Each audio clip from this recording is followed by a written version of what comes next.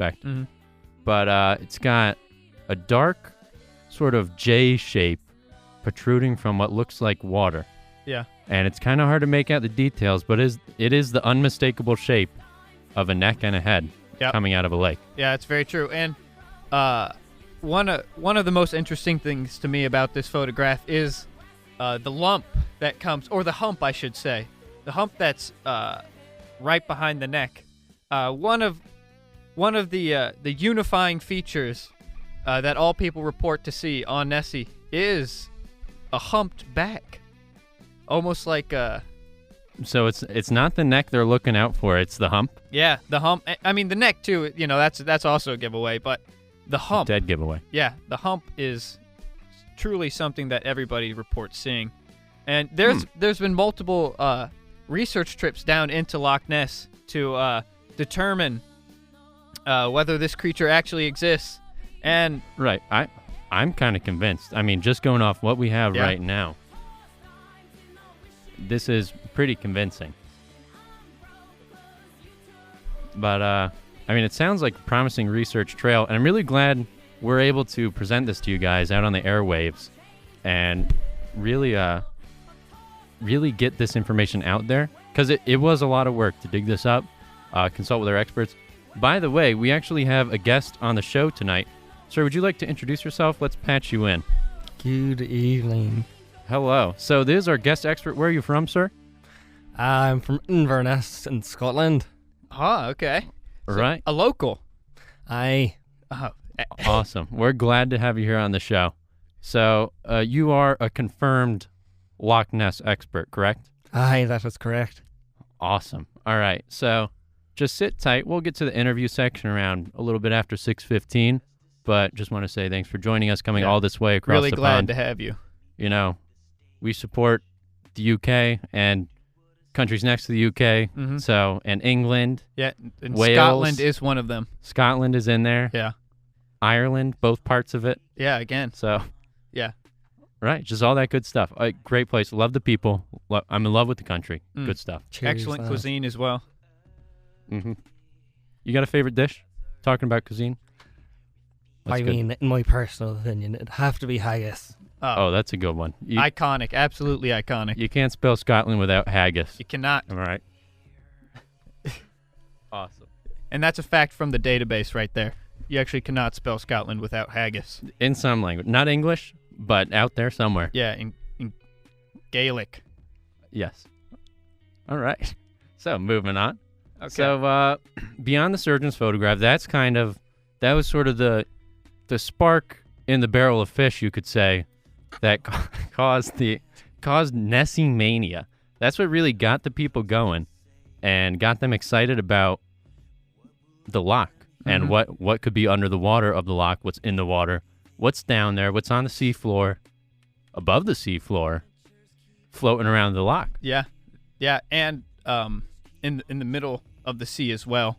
Also, you got above, you got below, in the middle as well. Nessie could be there too. All areas are fair game for Nessie. Any depth. Yeah, including some parts of the shore, actually. Yeah. So, I've heard word that Nessie uses its big flippers to flop itself onto land to eat some of the shrubs that grow close to the water. So, and yeah, that's a fact. I'm sure we're going to be hearing more about that later as we get more into the research portions. Yeah, you absolutely will. Awesome. Okay, so let's go up to the next point on our research thesis here. 1960s era. Yeah, so 1960s,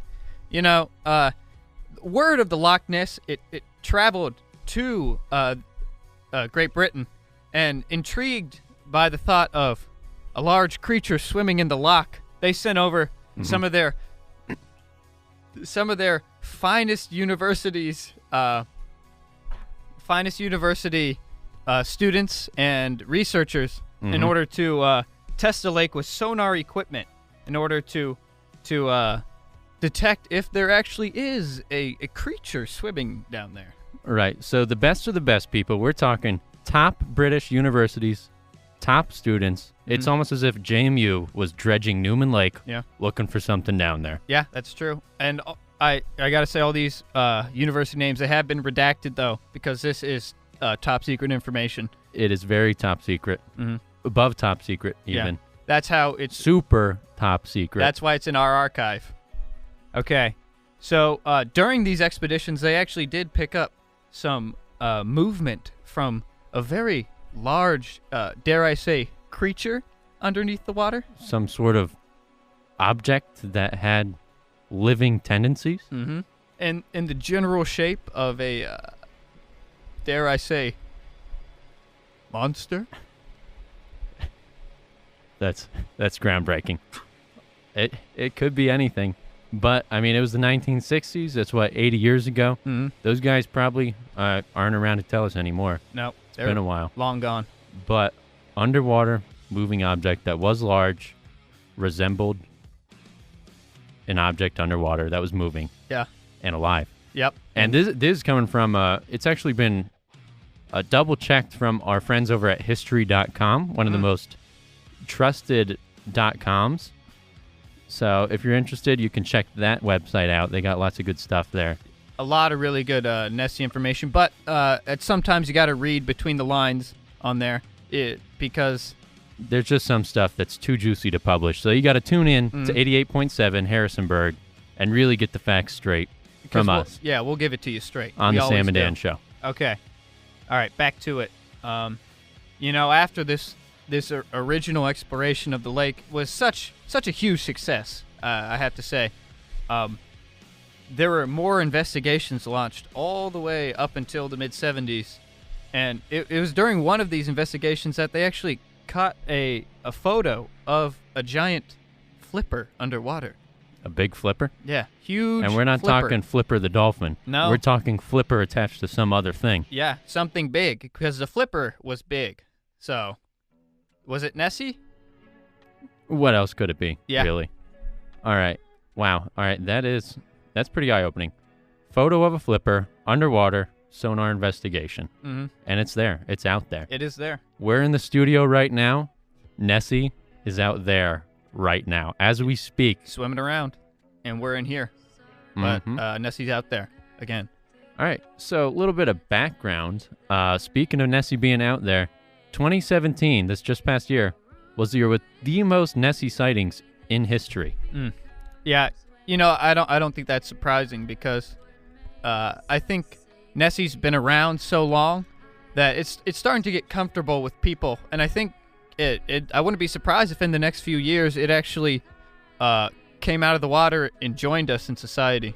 Really, I think it'd be possible. Robots are doing it. Dogs are doing it. Yeah. Really smart monkeys are doing it. Why not Nessie? Yeah, why not? What's next? Anything's possible. Nessie is next. That's what's next. And that's a fact. So that's pretty impressive stuff. There are actually 8 sightings. Like I said, it was the year with most Nessie sightings, 2017. There were 8. And one of these sightings actually included pictures. Again, so much picture evidence of Nessie. It's irrefutable proof, really. Crazy. Nessie could have his own it's his or her own Instagram. Yeah. We're not sure of the gender of Nessie, so we're just referring to it as it. Yeah. So one of these photos that was taken just this year actually has Nessie's fin flipping out of the water. Again, very large, matching the fin that was taken from the photo was taken by the researchers in the 1970s. So, what other creature would have the same fin almost 100 years apart? It's hard to think of. I mean, the only real option is, I think, a plesiosaur. Is that how you spell that? Plesiosaur, I think. Plesiosaur. All right, so a plesiosaur. We record? All right, so a plesiosaur is a large, quote-unquote, extinct marine big quotes reptile. Around that, folks. Huge quote. Very suspicious, big hand wave air quotes. Marine reptile. You can't see it, but we're doing it in the studio. Arms in the air. Extinct. Yeah. All right, marine reptile of the Mesozoic era. So that's a couple million years ago. I think that's the most common belief. But we're going to go through some PSAs real quick. And After the break, we're going to consult with our Nessie expert who's traveled all this way. And we're so happy to have him again. Right. He just flew in from Scotland. His arms are tired. And we're going to really get to the bottom of this. Yes, we will. With his expert advice. All right, so I'm going to queue up some PSAs. Fans and listeners, you can be thinking on your own time, what is Nessie? What does Nessie mean to you? Yeah, and to the country. Mm-hmm.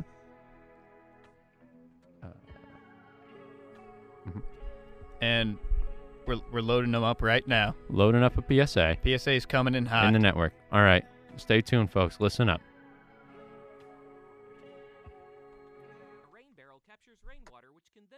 Water plants. Rain barrels can help you save water and money, whether you're under water restrictions or not. Rain barrels are large containers covered with a screen to keep out leaves, insects, and other contaminants, and fitted with a spigot. By channeling the water that falls off the roof, you can water your plants for free on any day you choose. This public service announcement is brought to you by Gardening in a Minute. For more information about water conservation, visit gardeninginaminute.com or contact your University of Florida IFAS County Extension Office. I have to shower every day. Otherwise I smell. I have to feed a dog. Otherwise he'll eat my dinner or bite me. I have to put pants on when I go out of the house. Otherwise I'd have no pants on. There are some things you just have to do. If you're a young man turning 18, you have to sign up with the Selective Service System. It's the law. Plus, by registering, you'll keep your eligibility for government jobs and college loans. Go to sss.gov today. That's sss.gov. All right, folks, we are back. Yeah. The Sam and Dan Show. Mm-hmm. WXJM 88.7. Coming at you live. Listen to us online, too, at wxjm.org. All right. Every Wednesday, 6 to 7 p.m. Mm-hmm. Okay. We're out here exposing the truth. We're the voice of the people. That's our tagline. Yeah, that's it. The slogan. Write that down. Okay. So we're about to consult with our expert that is flown in here, graciously flown in here, I might add, from Scotland, to answer some of these questions that we have about Nessie. And I'm sure these are the same questions that you guys are thinking right now. So let's patch him in. How's it going? Not too bad. All right, you're live, sir. All right, thanks for joining us today again. Thank the fans you. are really happy to have you here. It's a real treat to have a real Scot in here with us. Hi. Did you check your coat, your kilt at the door? I did. They wouldn't let me bring it past the DCA. Yeah, strictly no kilts in the studio. All right. I personally have nothing against it. Just putting it out there for you people. Mm-hmm. So, just so you have a visual. Right. That's how Scottish we're talking. Mm-hmm. Bagpipes in hand. Yeah. Okay. All right. So let's jump into the questions. So, as a Nessie expert, a native Scotsman from Inverness, do you think Nessie is a friend or a foe to the Scottish people and an extension the world? Mm-hmm. So, is it right to call it a monster? Yeah. No. My father and I grew up telling stories about Nessie, and my grandfather was one of the first people to ever take eyes upon her. Oh, wow. That must have been a beautiful moment. She's no monster. She's a lovely creature. Yeah. All right. I'm happy to hear that. I'm sure everyone else is happy to hear that too. A third-hand account of seeing Nessie being a beautiful creature. So we're no longer going to be using monster on this radio broadcast. We're going to be using friend from now on. Nessie is a friend. A friend she is. A friend to all. Not just the Scottish people, I might add. Mm-hmm. How do you feel about Nessie fitting into this new global landscape that we have? It's very difficult on her. Yeah. Yeah, I imagine. It's got to be some tough. gray scales here and there, you think? You can't avoid it. All right. Let's lead into the next question. Thank you for that insight. And this is a big question that's really been weighing down on my mind as I've been researching this subject. I've heard and read many accounts of the humps on Nessie's back, and I was just curious, is there a known purpose for these humps?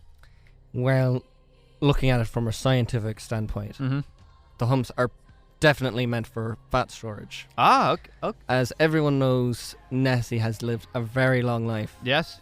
And to help her keep up that very intense metabolism, these fat humps are stored on her back. Wow, that's illuminating. Also, do you think these fat humps could also help float, maybe? To help. Fat is known to be buoyant. They definitely would control some of the buoyancy. I'm very sure of that. Wow. So would you say, do we know if Nessie has one hump or two? Have we just been seeing a single protruding hump in the photos, or are there two humps like certain breeds of camel? Well, not many people know this, but there's actually 3 humps. One Wow. below the water that not many photographers have been able to get a picture of. Absolutely unbelievable. I can't believe it. This is true insider knowledge, folks. This is absolutely new information, guys. You can't get this anywhere else We're actually entering this into the Wickstrom database as we speak. right now. Yeah, that's me the sound typing. of Sam typing. 3 humps, folks. You heard it here first. Okay. Going on with this hump question again. So I've heard theories that Nessie actually travels out to the ocean at some points through underwater tunnels. Now, do you think these fat storage could be a way for Nessie to survive in the loch while it's not in the ocean, as sort of food reserves? You know, that's a interesting theory that you have there. And I know I'm supposed to be the expert on this topic, but I actually haven't heard about Nessie going down to the sea, but I'm sure Okay. the fat storage humps could definitely provide some sustenance Yeah. in the time where you couldn't find any food. All right. That's similar to my strategy for the winter. Bulk up, bulk season, eat as many cheeseburgers as possible, then wrap myself in a blanket for months on end. Yeah. And then So- you're going to want to bulk in the summer, in the spring as well. So Absolutely. you stay warm and happy. So I'm sure that's part of what Nessie is going for. Food storage for long-term cold Scottish winters and long Scottish summers. And there might not be enough food to go around, not enough haggis floating by, Not at all. and Yeah. never enough. Never enough. Okay. Next question. I think this is one Sam has been thinking about a lot recently. Right. So, as a native, I just wanted to know, you kind of answered this before, but have your neighbors, friends, family, anyone in the country ever claimed to have seen Nessie or anything similar to Nessie, like sort of a Nessie 2.0? Is that Robo catching on Nessie, with maybe. the youngins today? Now, you don't ever claim to have seen Nessie unless you're telling the truth. Now, my Yes. father did not see Nessie. He spent his whole life looking out on the loch, but never Wow. getting a sight. My grandfather was the last person, and my grandfather took me on a walk on the loch, and he said, "Look out there." And I saw Nessie when I was 6 years old. Wow. Holy cannoli. That's unbelievable. We have an actual sighting of Nessie here live in the studio. Absolutely incredible. First-hand live account in the studio. And were you lucky enough maybe to spot these legendary 3 humps? No. I merely got a glimpse of the head. Hey, maybe someday, baby? Maybe. Hey, I think that's enough to turn me into a true believer. I was a believer to begin with, but now I'm believing twice as hard. Amen. Okay. This, another question. Why do you think Nessie chose Scotland as its main home? What would a marine reptile from the Mesozoic era see in such a misty, inhospitable, moss-covered rock? Well, some people call that home. Yeah. Well, of course, the creature that Nessie is, Yes. the humidity and the cold weather help to keep her metabolism quite low. Oh. Whereas if it was too hot, there would be no chance of her surviving this long. No tropical Nessie. Exactly. So it's ideal conditions for such a beautiful, natural occurring creature. Yeah. Precisely. Majestic beast. Wow. All right. Well, that's a relief. I would hate to see Nessie locked up in an aquarium where these demands of such a perfect storm, so to speak, metaphorically, of great habitable conditions of moss, inhospitability to humans, and mist. It's Wow. just perfect conditions for Nessie. Everything a Nessie could ever want right there in one area. Incredible. Okay. All right. So going off that, it's pretty obvious that Nessie is extremely long-lived. And in humans, usually, with age comes more intelligence and wisdom. Mm-hmm. So, since Nessie has been around for at least 100 or more years, if you had to estimate Nessie's IQ and perhaps social status, where would Nessie be?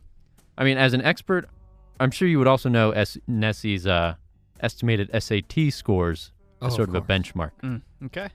Well, obviously, the wisdom that you would gain over that long period of time cannot be foregone.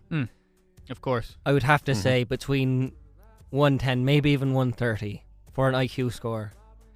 And up there in the 2300s for an SAT score. Whew. That is very impressive. That's incredible. I don't have any trouble believing that. Yeah, it makes perfect sense that such a smart creature could avoid capture for so long and survive in such conditions that it's in.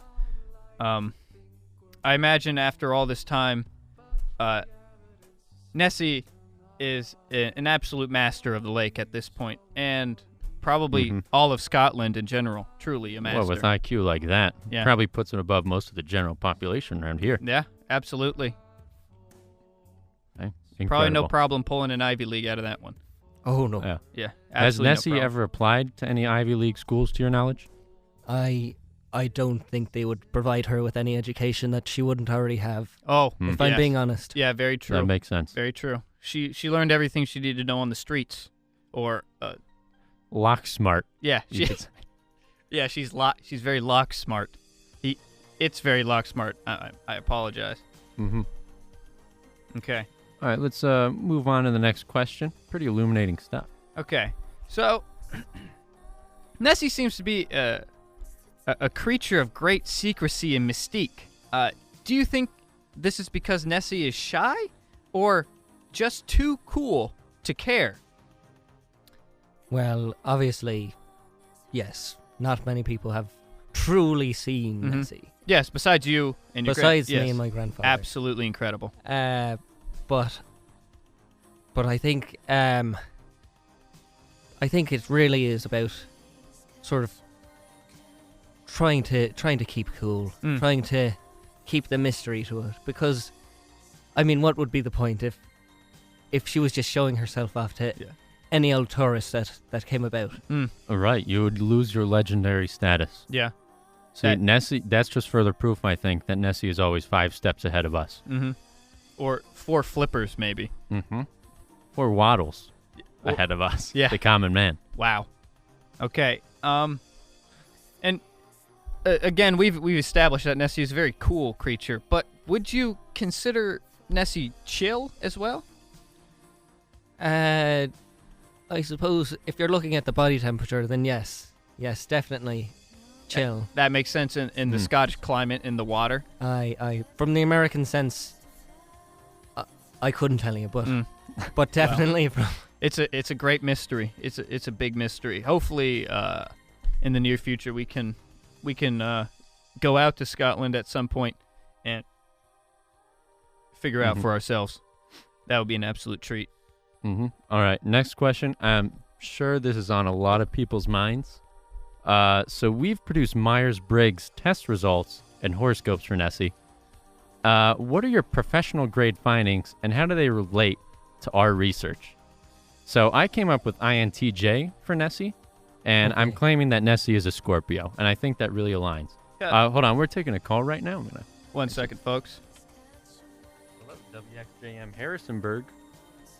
So, again, as Sam was saying, upon completing the Myers-Briggs test for Nessie, he came upon INTJ. I, however, ended up with an ESFP. But again, I did end up with Scorpio as well.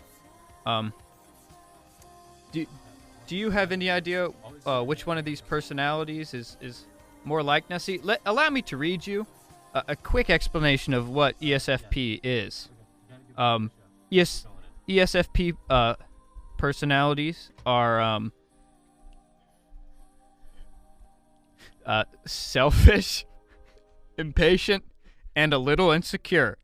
But if you can't handle them at their worst, you surely don't deserve them at their best.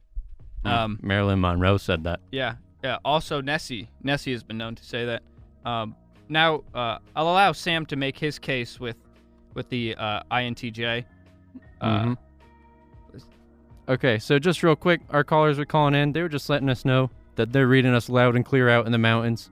They're getting the truth. Shout out to Maggie and Jackie, two of our biggest fans. Shout out, yeah. Out there on the road right now, tuning in. That's what real Sam and Dan Show fans do. Mm-hmm. You know, call in, shout out their friends. Right, and we'll open the floor to questions, release our number in a few minutes for everyone else. Yeah. Okay. So backtracking, rewind, back to the INTJ personality. So it's been known as the architect, and you could say it's lonely at the top. It's a very rare and strategically capable personality type. So does that sound like Nessie to you? Well, honestly, if I had to say it, it kind of sounds like it's a bit of both. I'd say lonely at the top definitely would cover the basics, but selfish at the same time. Yeah, yeah. I can imagine, to get to the point Nessie's at, you have to be a little selfish. You know, you can't look out for all the plesiosaurs in the lake. You gotta look out for number one. It is why she is the only remaining. Yeah, exactly, why she's at the top. And again, both Sam and I agree upon this, but we came to the conclusion that Nessie would be a Scorpio. And, I'm digging it. I'm feeling Scorpio. Would you mind reading the horoscope for today? Yes. Absolutely. So, Scorpios, they're resourceful, they're brave, passionate, they're true friends. I think that hits Nessie a nail on the head, if Nessie was a nail. By far.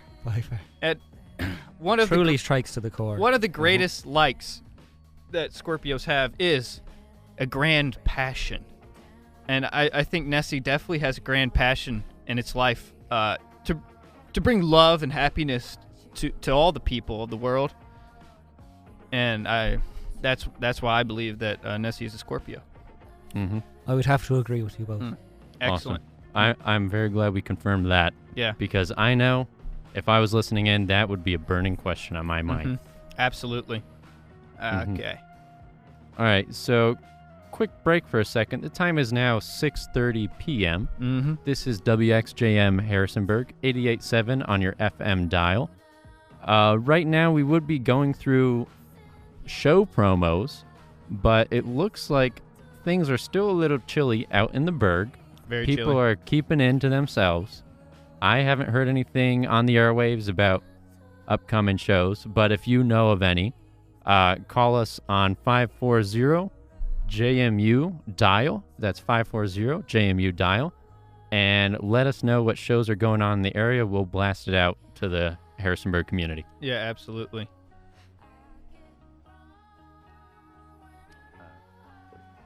All right. Yep. Okay. All right. So going back to the questions, we got to really utilize this expert while we got him here with us. So some people have spoken out against Nessie, right? They've compared Nessie to eels and to logs. Very disrespectful. Absolutely disrespectful. So this beautiful creature, our friend Nessie, has also been claimed to be an elephant. Yeah. More specifically, an elephant's trunk sticking out of the water, which is absolutely preposterous. Right, that just doesn't make sense to me. Yeah. And I've looking at this from every angle, metaphorical, physical, metaphysical as well, emotionally, and I just don't feel it. So isn't the prevailing theory of Nessie being a plesiosaur more likely than a lone elephant wandering around Scotland, snorkeling in lakes on its own? Honestly, it is frankly insulting to hear these insolent descriptions of what people might describe as Nessie. Truly, these people are ignoring the facts. Yeah, oh, absolutely. And none of these creatures that they've spoken about, eels, logs, elephants, none of them capture the majesty of Nessie, the beauty and the love of life, I think. Right. I've seen eels, logs, and elephants before, and believe me, I just kept it to myself because, not impressed. Yeah, I've seen tons of logs, and nothing to write home about, folks. So if these really were logs and eels and elephants, do you think Nessie would have even close to the same amount of draw? Truly, I don't. it would just people would get tired of Nessie if she was just a measly elephant floating around in the loch. All right. Mm-hmm. And as you guys can hear, no one has gotten tired of Nessie. We're still here today talking about it. Almost 100 years since the hype began, and this past year had the most sightings in recorded history. So if anything, Nessie hype is growing to this day, and that I think that's very exciting. And that's thanks in parts to our experts out in the field. Mm-hmm. All right, so before we send you on your way, sir, with a complimentary coupon, we will be giving you the secret question. So can you give us your best Nessie impression if the creature were trying to attract perhaps a second Nessie kind, one of its own, out in the wild? I think I'm catching on. Okay. All right. All right, what Things you got? are heating up here. We in the can give you studio. a second to get ready. Well, I'd say honestly, if you're looking for a second Nessie, which unfortunately none exists, Shame. you would use one of these calls, which really that Wow. would. I know it sounds nothing much to a human, Oh, it but sounded plenty to me. Are But we, that would- I was that would really- detecting a little bit of ultrasonics on that one. That was really yeah, well done. I have been working hard on it. I think Nessie might have heard that all the way back in the loch. Oh, let's hope not. Let's hope so. Okay, awesome. Well, thank you very much. It's an absolute pleasure having Thanks you on for the being show. here. Thank That you all. concludes our Cheers. questions for you. And safe travels, friend. Mm-hmm. Good luck. And keep your eye out on the loch. All right. All right, folks. Bye. Well, again, it's such a treat having a resident of Scotland here to talk to us about Nessie. Again, one of my great passions in life, and I think we learned a lot, and I hope you guys really learned a lot out there. But we got more to learn you. Oh, so yeah. stay tuned. Things are about to get wild. We had the experts in here giving you the hard facts, but now we're going to dive into some of these theories that have popped up over the years that have gained traction. And one of these theories that I think is very interesting is that Nessie is an alien, and this idea was actually proposed. An extraterrestrial? Yes, you could say extraterrestrial. Of the Mediterranean variety, perhaps? Possibly Mediterranean. Mm-hmm. So this idea was first proposed by Giorgio Tsoukalos. I'm sure many of you are familiar with his work. I've heard his name before. Can you give us a reminder of what he's known for? He is the host of Ancient Aliens on the History Channel. Fantastic show. Quality television. Loaded with information. He's a great source. And he came up with the theory that Nessie is an alien that is not sighted as often as you would expect because Nessie's not actually in the lake all the time. Right. That makes sense. Yeah, it's possible that maybe Nessie... well, if Nessie's not in the lake, then where is Nessie? Possibly in a UFO? Possibly swimming through the Milky Way? It's possible that those three humps that Nessie is known for could contain oxygen or whatever it is that Nessie needs to breathe. Yeah. Absolutely. It would be like when Nessie, if of course, Nessie is an alien, when it returns to space, it could breathe on that air for a tremendous amount of time because these humps are enormous. Quasimodo status large humps. Mm-hmm. Like a tortoise that has 3 shells. A symbiotic relationship with a log. Wow. But again, not a log, Nessie. Right. That was just for illustration purposes. 3 big tortoises sunning themselves on a log. Imagine that. Not Nessie, but could look similar to Nessie. Yeah. Definitely similar. Okay. Another possible theory that's been mentioned, although largely disproven, is that all these Nessie sightings are just oversized eels or sturgeon fish. Right. But this is absolutely impossible because I don't know about you, listeners, but if you've seen an eel or a sturgeon out in the wild, they don't have the characteristic huge humps that Nessie has. So why would people be reporting huge humps? That just doesn't make sense. It wouldn't happen. Yeah, with these humpless creatures. So that is completely disproven. You really can't report something you didn't see. All right, we're taking a call right now. One second. Sam right now is taking the call first. WXJM Harrisonburg, thanks for calling.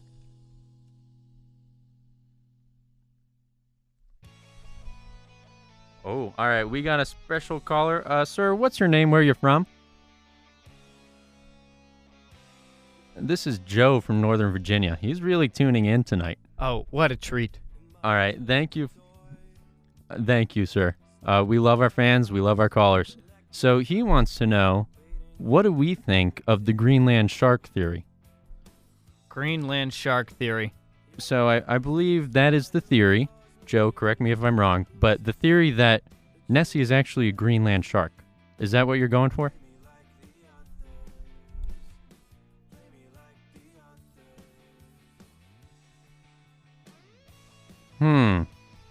All right, so Greenland sharks do have some qualities similar to Nessie. Mm-hmm. They can live for a very long time, hundreds of years. They swim in water. Yeah, Nessie does swim in water.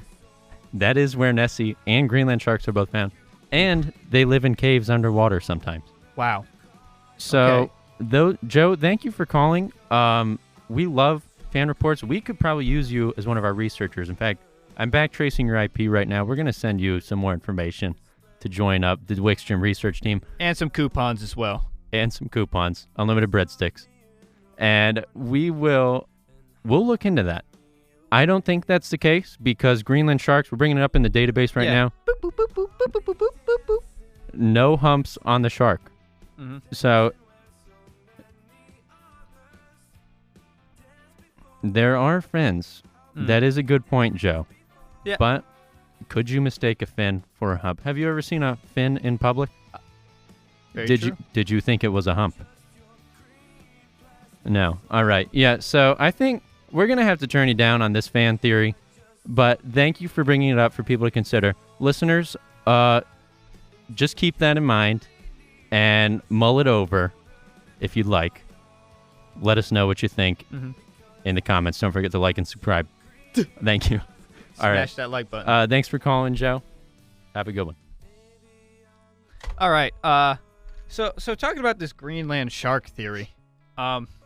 First off, my biggest problem, just starting off, these are called Greenland sharks. So wouldn't it make sense that they would be around Greenland? And checkmate. Yeah. Checkmate. And we're talking about Loch Ness. So Scotland. Yeah, Scotland, which is not Greenland. I mean, they both have land in the name, but they're not the same land. And I think right there is just it just blows this whole theory away. Yeah, I think we really cracked that one wide open. Mm-hmm. But that was something to consider, and I'm sure other people were wondering the same thing. So yeah, I'm glad it was brought to our attention because it's an important thing to address. Mm-hmm. Okay. We're diving right back in here. So when you're researching Nessie, the Loch Ness Monster, it's natural that eventually you stumble upon other creatures related to Nessie. And I think the second most well-known plesiosaur-like creature that resides in lakes is Champ. Champ? Yeah, Champ, which is the name given to the creature that lives in Lake Champlain, which is right above Vermont and New York. Right. That's pretty cold up there. Very similar topography to Scotland. Very, very similar. Now... Actually, before we get into the meat and potatoes of the similarities between Champ and Nessie, speaking of cold reminded me that we are about to go into the weather. The time is now 6:45, and here's the weather. So it's 20 degrees right now, pretty cold in Harrisonburg. You're definitely going to want to put on a coat if you're going outside, in my opinion. Tomorrow, it's going to warm up significantly with a high of 44, a low of 24. And Friday will be a high of 51 and a low of 27. Definitely a week to be wearing socks, folks. Absolutely socks. No sandals, just socks. And we're getting a call right now. I'm going to take this call. Hello, thank you for calling WXJM Harrisonburg. Hello. We've got our friend Steve on the line. Ooh, okay. Thanks for calling in, Steve. What you got for us? What do you want to know? Thank you. He says we're killing it. Oh, we love our fans. You guys are the reason why we're doing this. All right, so he wants to know in a non-political way, why is Nessie often referred to as a she? Oh. All right, well, Steve, I think I can bite that bullet for you. So pull the grenade pin, as you will. So I think when people see a creature, just going off these black and white grainy photographs that we've seen, I mean, I felt something. And I really think if you were to look these photos up for yourself, you would know. Just like boats are huge. They're referred to as her. That's true. I think just seeing the majesty of a waterborne creature with 3 humps and a graceful neck, I just think you really can't call it anything but a she.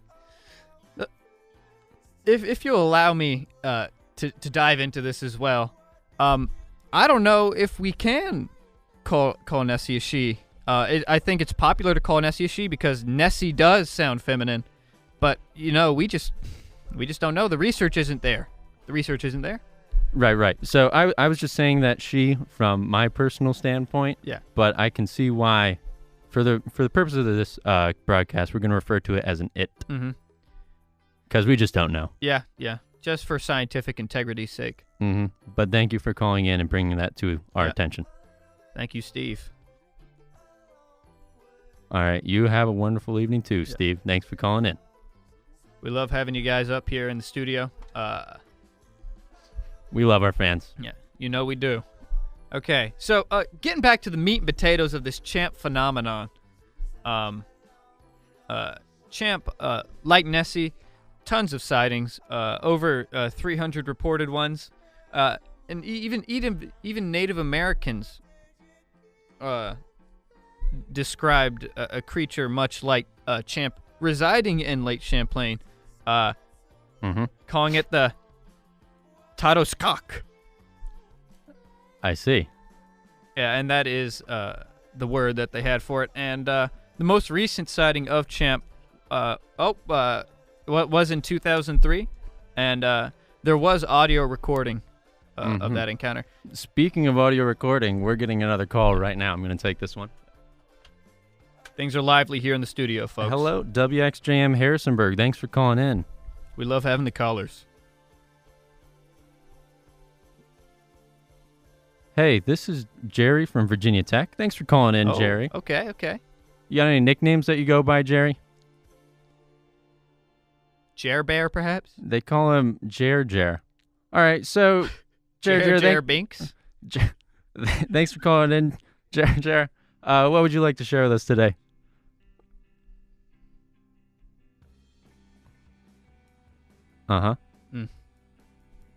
He says he's confirming our expert was very accurate. Oh. Yeah, when you call someone in from Scotland like him, someone who's been immersed in Nessie culture his entire life, Right. Okay, so Jerry here from Virginia Tech, another esteemed university, doesn't hold a candle to JMU, though, in my opinion. Yeah. He's saying that Nessie, with its advanced evolution, would have echolocation abilities. And he was dissatisfied with our expert's rendition of echolocation. So would you like me to give an example of that over the air? Okay, can you refresh my memory real quick? We're tapping into the database right now, pulling up some audio files we have, and we'll relay them to you. Okay, so I'm going to have to do this live by hand. Here we go. He's doing it live. So according to our caller, Nessie's echolocation would sound similar to... something like that, perhaps? That sounds something like a hokey to me. Yeah. All right, thanks for calling in, Jer. All right, he's a big fan, and we are fans of our fans. Thank you.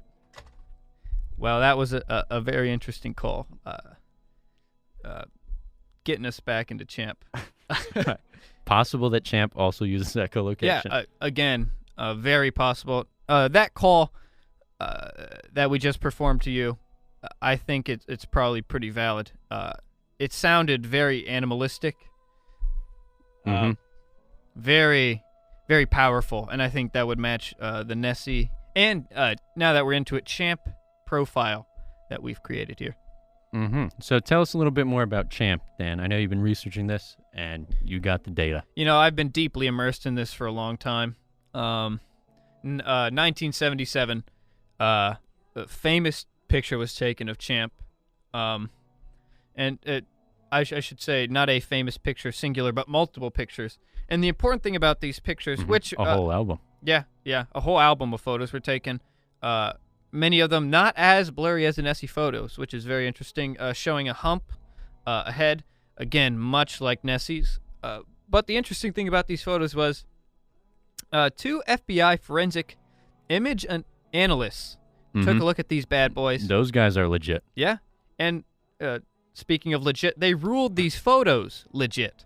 100% verified true chains? Yeah, absolutely. Wow. It's absolute, man. These guys do confirm that those pictures were of Champ and that Champ is real. So that's just irrefutable proof right there. That is the FBI, a member of the government, verifying some research. Yeah. So you can't argue with that. You just can't argue with it. You cannot. No arguments possible. Yep. We will not accept them. We will not accept them. Okay. So moving on, in 2003, looks like the Fauna Communication Research Institute, it recorded sounds similar to a beluga whale in Lake Champlain. Now, I know you guys aren't experts on Lake Champlain like I am, but belugas do not live in the lake natively. And we've confirmed this. Our researchers in the field have searched the lake extensively. Not a single beluga. No belugas. Beluga-free zone. Yeah. And where would these sounds be coming from if not from a beluga whale? I think given our recent on-air demonstration of echolocation, you can tell that that's not a sound a beluga would make. Oh, absolutely not. It's got to be something else. Something bigger, something humpier, something long-neckier. Something from perhaps Europe? Something from the Mesozoic era? Right. And I think if you connect all those lines, it makes one straight line. Yes. Pointing to Nessie. Amen. That's truth right there. Another huge fact, all around Lake Champlain, there have been almost, I guess you could say, alligator-like prints in the sand, which I think is interesting. I've never heard. Alligator prints? Yes. So verified alligator royalty. Prints as in as feet compressing the ground into shapes similar to the feet. Ah, I see. Yes, but they could be princes as well. We never know with royalty. Getting back into it, these prints have been seen all around the lake, which I think is interesting because me being an expert in the Mesozoic era, I know plesiosaurs don't have legs, only 4 flippers. And so that naturally led me to the conclusion, a creature living in this lake for so long perhaps evolved its 4 flippers, if you'll allow me to follow this train of thought, into alligator-like paws that allow it to walk upon the land.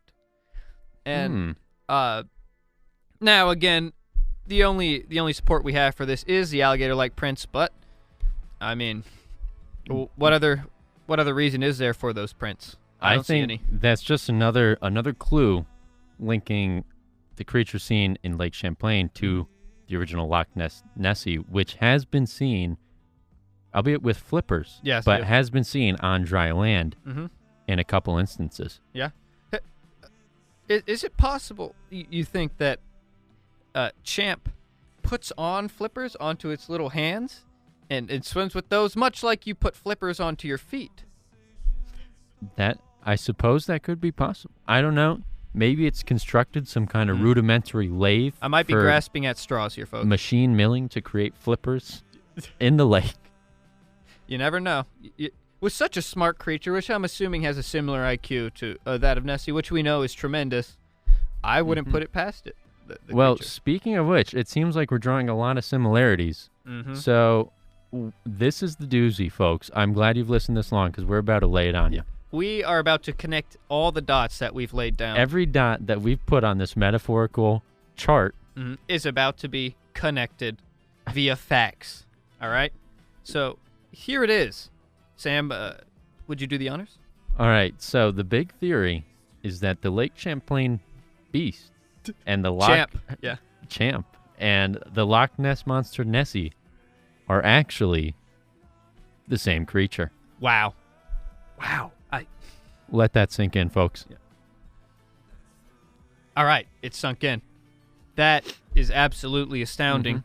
And we've had some of our researchers here at WXJM working on this for a long time, crafting a theory, because this is ground that nobody has tackled yet. Water that hasn't been trod before. Yes, water that hasn't been flipped, if I dare say. You dare to say it. And here are some of the facts that we came up with. The Loch Ness, it's only 9 miles from the North Sea, which is connected to the Atlantic Ocean. Right. 9 miles is not very far. And None at all. If I can believe this research, which I can because it's verified, It's fact. Lake Champlain is approximately 160 miles from the Atlantic Ocean. So we're receiving a call, but I'm just going to finish this thought real quick. So 160 miles. Blue whales, which Nessie has been compared to in size and stature. Yes, absolutely. They travel 14 miles per hour times 24 hours a day. That's 336 miles. So it is absolutely conceivable that Champ or Nessie could travel 160 miles within one day. Absolutely. Okay, so I'm going to take the call. Now, Hello, WXJM, thanks for calling. you may be thinking to yourself, how are these This is the Sam and Dan creatures reaching the sea and the ocean because there are no connecting waterways.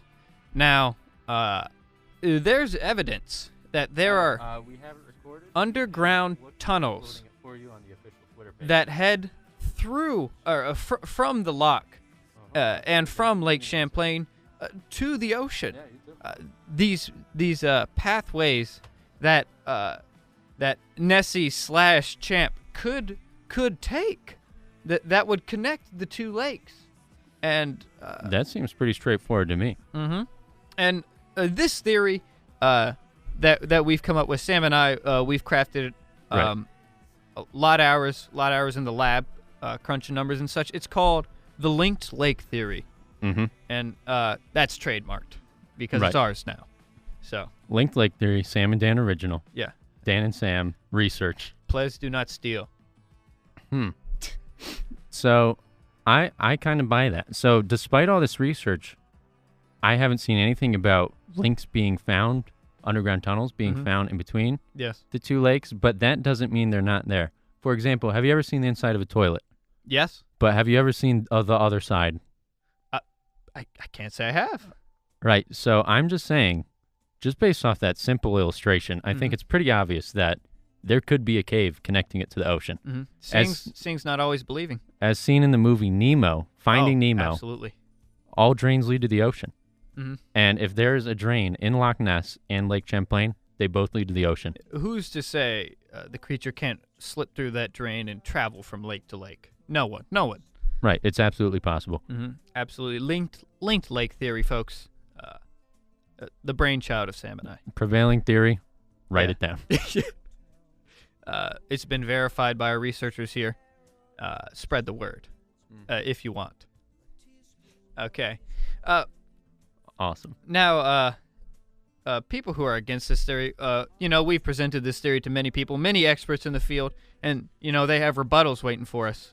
Right. Some of them. Not yeah. all of them. Yeah, not all of them. It's about 50-50. A lot of them really believe it. They love the theory. They think it's a masterpiece. Our magnum opus, if you will. The Citizen Kane of Nessie research. Absolutely. Yeah, the Citizen Kane. But from these same scientists who've attempted to disprove the fact that the linked lake theory is true, they've proposed the idea that maybe Nessie and Champ, respectively, do go to the ocean through underground tunnels, but they don't switch lakes or anything, but just to get food, because there are larger fish down there. And all right, I think that really sums everything up pretty nicely. That's everything you could ever know about Nessie and Champ right there. Yeah, thanks for calling in, everyone who's called in to offer their advice. It's been a pleasure. And their comments and their questions. It's been awesome. Your calls help fund our experts to come visit us and give you groundbreaking knowledge, as you saw tonight. Yep. So just a reminder, you're listening to the Dan and Sam Show. WXJM Harrisonburg. 88.7. Coming at you live every 6 to 7 Wednesdays. Every Wednesday. All right. Thanks for listening, again, everybody. Folks.